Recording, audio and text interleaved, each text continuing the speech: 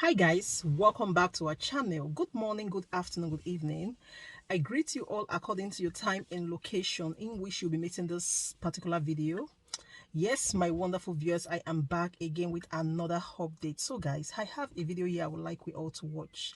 But before then, if you're meeting my channel for the very first time, you're highly welcome. Please kindly do well to like, share and subscribe.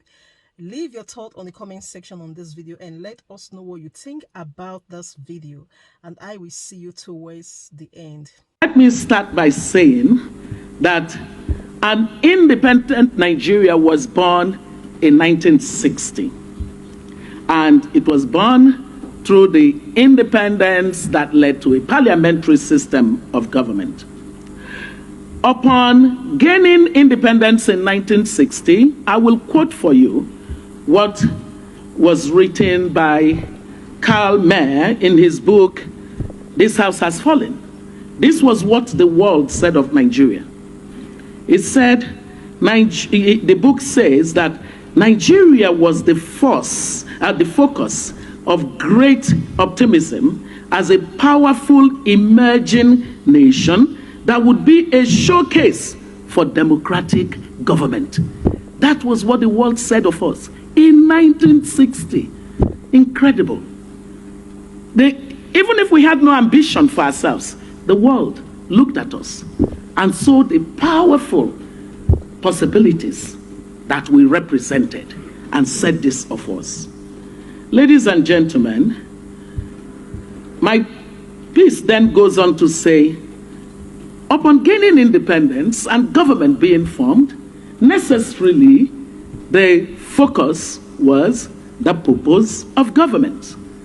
And I often, in my lecture on public policy, start by saying to people that the French who say that there is a raison d'être for everything, a purpose for being, the leitmotif for anything that you consider, would look at government through their many philosophers, and they would conclude that government, of whatever kind it may be in a democracy, is usually existent for the purposes of improving the well-being of citizens.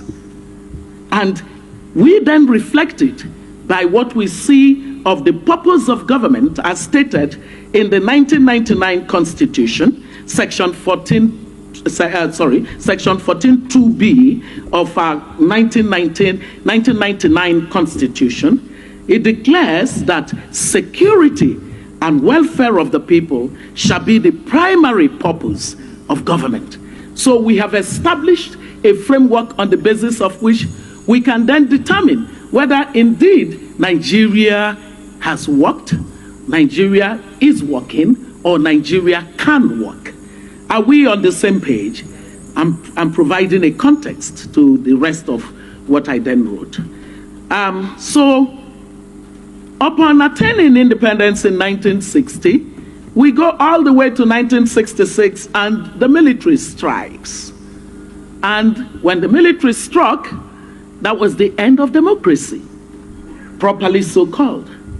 And then by 1966, 1967, military rule.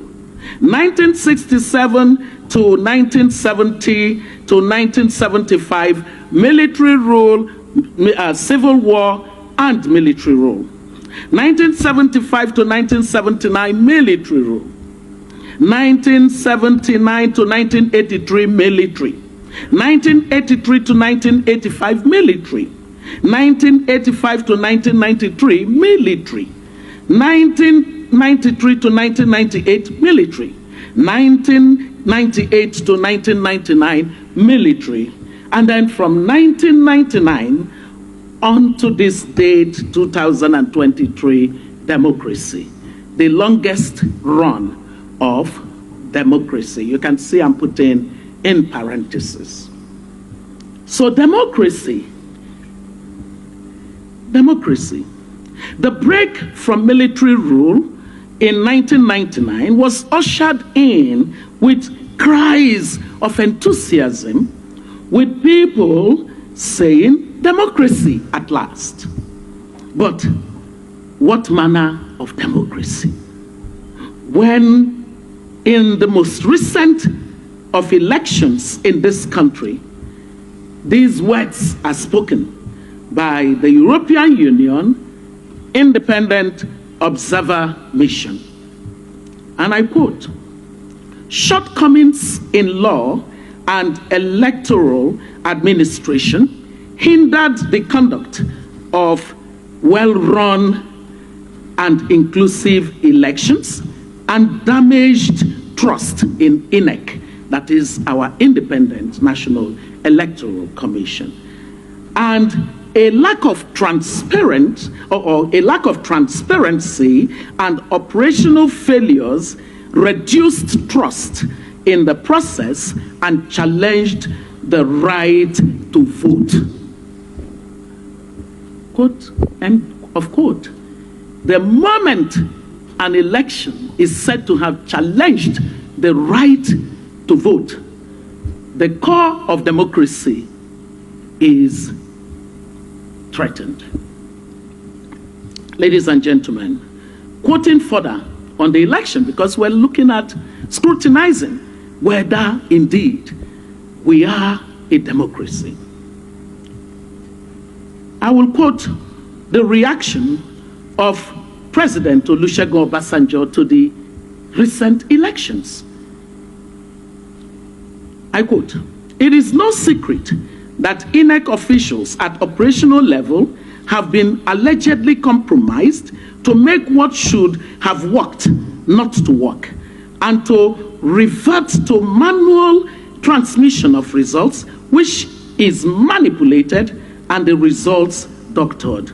The chairman of INEC may claim ignorance, but cannot fold his hands and do nothing when he knows that election process has been corrupted and most of the results that are brought outside beavers and the server are not true reflections of the will of Nigerians who have made their individual choices.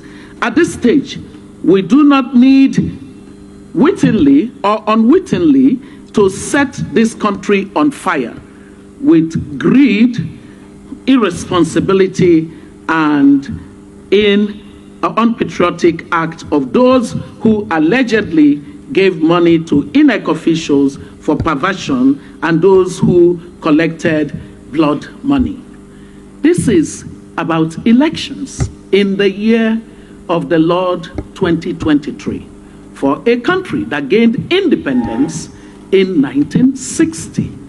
It's appalling that such assessment of our democracy should be the context within which we hold this very significant celebration of one who himself has been a public intellectual and academic in this field of political development.